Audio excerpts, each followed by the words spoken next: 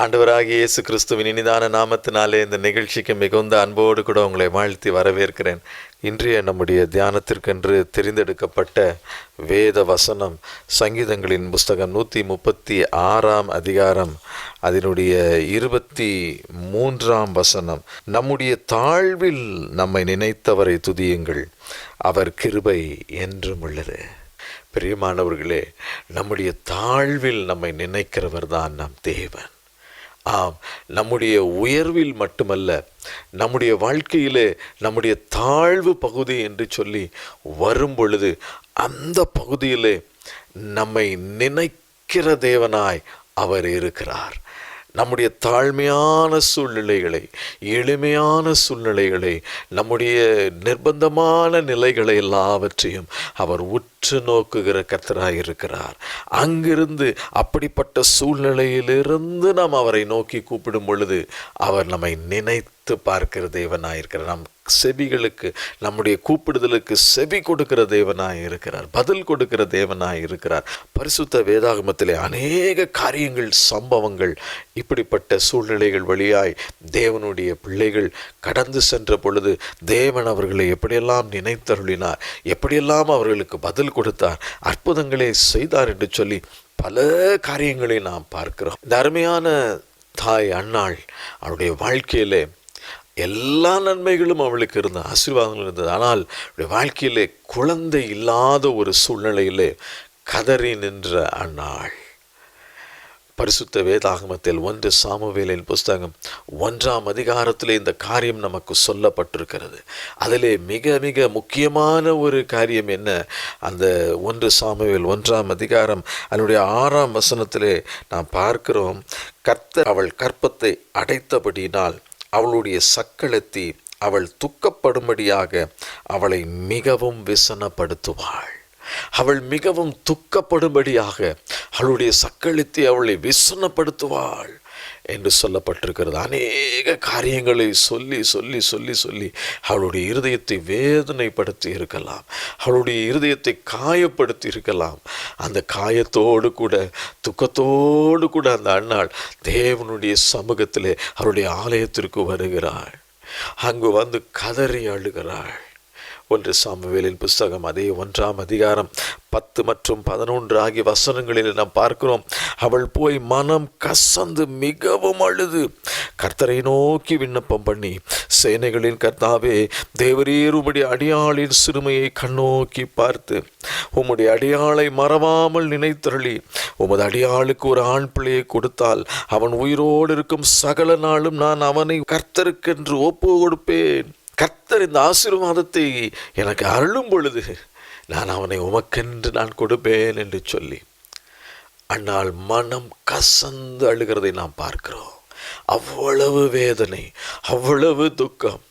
பிள்ளை இல்லை என்று சொன்னால் அந்த நிலை ஒரு பரிதாபமான நிலையாக இருக்கும். யாருக்கும் பதில் சொல்ல முடியாது, யார் கேட்கும் கேள்விகளுக்கு நம்மால் விடை சொல்ல முடியாது. அநேகர் நிந்திப்பார்கள், பரியாசம் பண்ணுவார்கள், அநேகர் நம்மை உதறி தள்ளுவார்கள், நம்மை பார்க்க கூட விரும்ப மாட்டார்கள் சில நேரங்களிலே. அப்படிப்பட்ட சூழ்நிலையிலிருந்து அன்னாள் கர்த்தரை நோக்கி பார்த்து விண்ணப்பம் பண்ணுகிறாள். இந்த அடியே ஆளுடைய சிறுமையை நினைத்தள்ளும் ஆண்டவரே, இந்த சிறுமையை நினைத்து கண்ணோக்கி பார்த்து எனக்கு ஒரு அற்புதம் செய்யுங்க ஆண்டவரே என்று சொல்லி அன்னாள் கதறி நிற்கிறதை நாம் பார்க்கிறோம். ஆண்டவர் அந்த தாழ்மையின் கண்ணீரை பார்த்து ஆண்டவர் அன்னாளுக்கு மனம் இறங்கினதை நாம் பார்க்கிறோம். அதே அதிகாரத்திலே 20 வசனத்திலே நாம் பார்க்கிறோம். சில நாள் சென்ற பின்பு அன்னாள் கர்ப்பவதியாகி ஒரு குமாரனை பெற்று கர்த்தரிடத்தில் அவனை கேட்டேன் என்று சொல்லி அவனுக்கு சாமுவேல் என்று பெயரிட்டாள். ஆம்பிரியமானவர்கள், நம்முடைய ஆண்டவர் நம்முடைய தாழ்வில் நம்மை நினைக்கிற தேவன், நம்முடைய தாழ்வில் நம்மை நினைக்கிற கர்த்தர் அவர். நம்முடைய தாழ்வில் இந்த உலகம் நம்மை ஒருவேளை துச்சமாய் நினைக்கலாம், நம்முடைய தாழ்வில் நம்மை ஒரு வேண்டாதவர்கள் என்று கூட நினைக்கலாம். ஆனால் தேவன் நம்மை அந்த தாழ்வில் நினைக்கிற தேவனாய் இருக்கிறார். எந்த இடத்தில் நாம் தாழ்ந்து இருக்கிறோம், தலை குனிந்து நிற்கிறோம், அந்த காரியத்தில் இன்றைக்கு ஒரு அற்புதத்தை செய்து உங்களை ஆசீர்வதிக்க விரும்புகிறார், உங்களை உயர்த்த விரும்புகிறார் நம் தேவன். ஆண்டவராகிய இயேசு கிறிஸ்து இந்த பூமியில் மனிதனாய் உலாவி வந்த நாட்களில் ஒரு தடவை ஒரு குஷ்டரோகி அவரை பார்க்கிறார். லூக்கா எழுதின சுவிசேஷம் 5ஆம் அதிகாரத்தில் நாம் இந்த காரியத்தை குறித்து பார்க்கிறோம். அவர் ஒரு பட்டணத்தில் இருக்கும் பொழுது குஷ்டரோகம் நிறைந்த ஒரு மனுஷன் இயேசுவை கண்டு முகங்குப்புற விழுந்து, ஆண்டவரே, உமக்கு சுத்தமானால் என்னை சுத்தமாக்க உம்மால் ஆகும் என்று அவரை வேண்டிக் கொண்டார். அவர் தமது கையை நீட்டி அவனை தொட்டு, எனக்கு சித்தம் உண்டு, சுத்தமாக என்றார். உடனே குஷ்டரோகம் அவனை விட்டு நீங்கிற்று. பிரியமானவர்களே, அந்த நாட்களிலே குஷ்டரோகத்திற்கு மருத்துவம் கிடையாது. அப்பொழுது என்ன செய்வார்கள்? இப்படிப்பட்ட குஷ்டரோகிகளை ஊரை விட்டே ஒதுக்கி வைத்து விடுவார்கள். அப்படிப்பட்ட ஒதுக்கப்பட்ட நிலையில் இருந்த ஒரு மனிதனை அவன் ஆண்டவரை நோக்கி பார்க்கிறான், இயேசுவை நோக்கி பார்க்கிறான். இயேசு அங்கு இருக்கிறார் என்று கேள்விப்பட்ட பொழுது அவரை நோக்கி பார்த்து அவரிடத்தில் ஒரு இரக்கத்திற்காய் கெஞ்சி கேட்கிறார். ஆண்டவரே, உமக்கு சுத்தமானால் என்னை சுத்தமாக்க உம்மால் ஆகும் என்று அவரை மிகுந்த தாழ்மையோடு வேண்டிக் கொண்டார். இயேசு என்ன செய்தார்?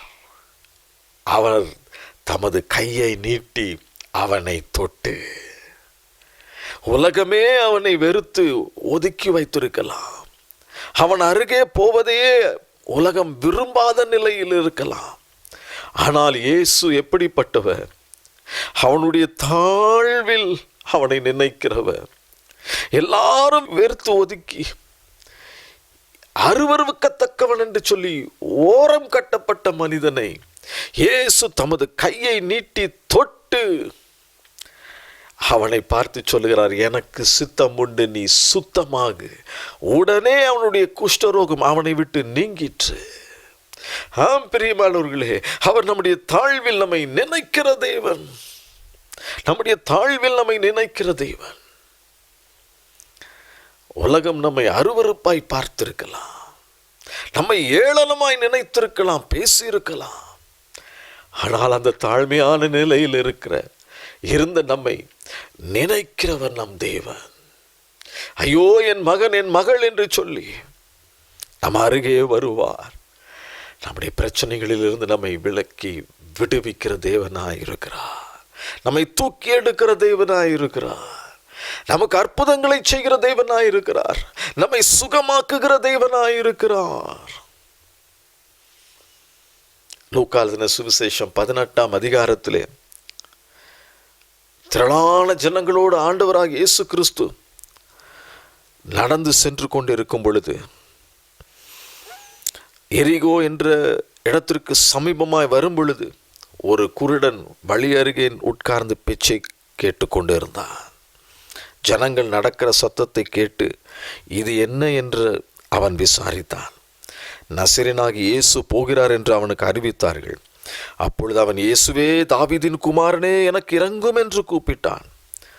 முன் நடப்பவர்களும் பின் நடப்பவர்களும் அவனை பேசாமல் இருக்கும்படி அதட்டினார்கள். அவனோ, தாவீதின் குமாரனே, எனக்கு இரங்கும் என்று மிகவும் அதிகமாய் கூப்பிட்டான். அப்பொழுது அந்த சத்தம் இயேசுவின் காதுகளிலே கேட்ட மாத்திரத்திலே அவர் நின்றார். இயேசு நின்றார். ஒரு பெரிய கூட்டம் அவருக்கு முன்பாக ஓடிக்கொண்டிருக்கிறது. ஆனாலும் ஒரு வழி அருகே உட்கார்ந்து ஒரு குருடன் பிச்சை கேட்டுக்கொண்டிருக்கிறான். அவன் கூப்பிடுகிறான், இயேசுவே, தாவீதின் குமாரனே என்று சொல்லி கூப்பிட்ட பொழுது அந்த குரல் அவர் காதிலே ஒலித்த பொழுது உடனே நின்றார். இயேசு நின்று அவனை தம்மிடத்தில் கொண்டு வரும்படி சொன்னார். அவன் கிட்ட வந்தபோது அவர் அவனை நோக்கி, நான் உனக்கு என்ன செய்ய வேண்டும் என்று கேட்டார். அதற்கு அவன், ஆண்டவரே, நான் பார்வையடைய வேண்டும், நான் பார்வை அடைய வேண்டும், நான் குருடனாய் இருக்கிறேனே, பிச்சை எடுத்துக்கொண்டு இருக்கிறேன், எனக்கு ஒரு நல்ல பார்வை கிடைக்க வேண்டும் என்று சொல்லி ஆண்டவரை பார்த்து கேட்கிறான். உடனே ஆண்டவர் ஒரு அற்புதத்தை செய்து அவன் கண்களை திறக்கிறார். அவன் பார்வை அடைந்தான். தாழ்வில் நம்மை நினைக்கிற ஆண்டவர், சிறுமைப்பட்டவன், வசதி வாய்ப்பு இல்லாதவன், ஒரு ஏழை, ஒரு பிச்சைக்காரன் என்று சொல்லி அப்படியே போட்டுவிட்டு ஓடிவிடாமல் அவனுடைய குரலை கேட்டு நின்று அவனுடைய தேவையை அறிந்து அவனுக்கு ஒரு அற்புதத்தை செய்து அவனை வாழ வைத்த தேவன் அவர். நம்முடைய தாழ்வில் நம்மை நினைத்தவரை துதியுங்கள். நம்முடைய தாழ்வில் நம்மை நினைத்தவரை துதியுங்கள். அவர் கிருபை என்றும் உள்ளது. அவர் கிருபை என்றும் உள்ளது. இயேசுவின் தாயாராகிய மரியாள் லூக்கா சுவிசேஷம் 1:48 இப்படியாய் சொல்லுகிறார்கள், அவர் தம்முடைய அடிமையின் தாழ்மையை நோக்கி பார்த்தார். இயேசு கிறிஸ்து நினைத்திருந்தால் ஒரு ராஜகுமாரனாக இந்த பூமியில வந்து பிறந்திருக்கலாம் மனிதனாக. ஆனால் அவர் ஒரு ஏழை தச்சனுடைய வீட்டிலே வந்து பிறந்தார். ஆகவே இயேசுவின் தாய் மரியாள் சொல்லுகிறார்கள், அவர் தம்முடைய அடிமையின் தாழ்மையை நோக்கி பார்த்தார். தாழ்வில் நம்மை நினைக்கிற தேவன் அவர். அதே அதிகாரம் அடுத்த வசனம் லூக்கா 1:49 மரியாள் சொல்லுகிற, வல்லமையுடையவர் மகிமையானவைகளை எனக்கு செய்தார். வல்லமையுடையவர் மகிமையானவைகளை எனக்கு செய்தார். தாழ்மையில் நம்மை நினைத்து பார்க்கிறதும் அல்லாமல் அவ்வளோ வல்லமையுள்ள தேவன் மகிமையான காரியங்களை நமக்கு செய்கிற தேவனாயும் இருக்கிறார். நம்முடைய தாழ்வில் நம்மை நினைக்கிற ஆண்டவர். யாபேஸ் என்ற ஒரு மனிதனை குறித்து நாம் வேதத்திலே பார்க்கிறோம். 1 நாளாகமங்களின் புஸ்தகம் 4ஆம் அதிகாரம் அதனுடைய 10ஆம் வசனத்திலே நாம் பார்க்கிறோம். 1 நாளாகமம் 4:10 யாபேஸ் இஸ்ரவேலின் தேவனை நோக்கி ஏறெடுத்த ஒரு ஜெபம். என்ன சொல்லுகிறார்? தேவரீர் என்னை ஆசீர்வதித்து, தேவரீர் என்னை ஆசீர்வதித்து என் எல்லைகளை பெரிதாக்கும். உமது கரம் என்னோடு கூட இருந்து தீங்கு என்னை துக்கப்படுத்தாதபடிக்கு அதற்கு என்னை விலக்கி காத்தருளும் என்று வேண்டிக் கொண்டான். அவன் வேண்டிக் கொண்டதை தேவன் அவனுக்கு அருளினார் என்று சொல்லி நாம் பார்க்கிறோம். பல நேரங்களில் நாம் நம்மை குறித்து நினைக்கிற ஒரு காரியம், நமக்கு ஏதாவது ஒரு பிரச்சனை போராட்டங்கள் என்று வரும் பொழுது, ஐயோ இது என்னுடைய வாழ்க்கையில சாபமாய் வந்து விட்டதே என்று சொல்லி அன்றைக்கு யாபேசும் அதே காரியத்தை நினைத்திருப்பான்.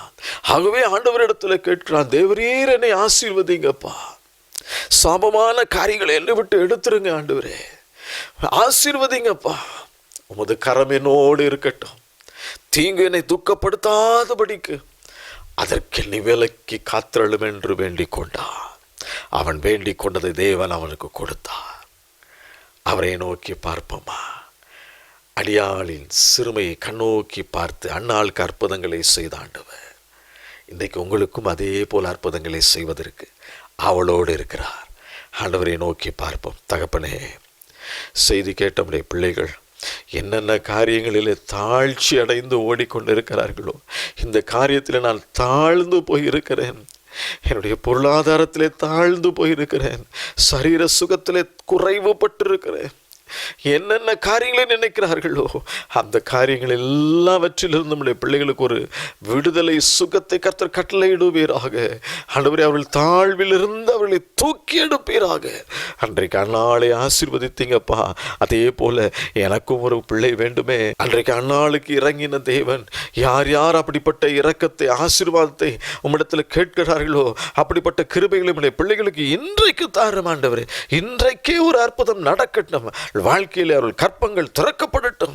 இயேசுவின் நாமத்தில் அதிசயங்களை காண்பார்களாக, அற்புதங்களை பெற்றுக்கொள்வார்களாக. நீர் அதை செய்கிறதற்காக நன்றி. ஒவ்வொருவரையும் ஆசீர்வதியும் ஆண்டவரே. எல்லா தாழ்வில் இருந்து நம்முடைய பிள்ளைகளை தூக்கி எடுப்பீராக. நீர் அப்படியே செய்கிறதற்காக உமக்கு நன்றி. ஒவ்வொருவர் மீது நம்முடைய கிருபை, ஆசீர்வாதம், சமாதானம் இருக்கட்டும். இயேசுவின் நாமத்தில் கேட்கிறேன் பிதாவே, ஆமென்.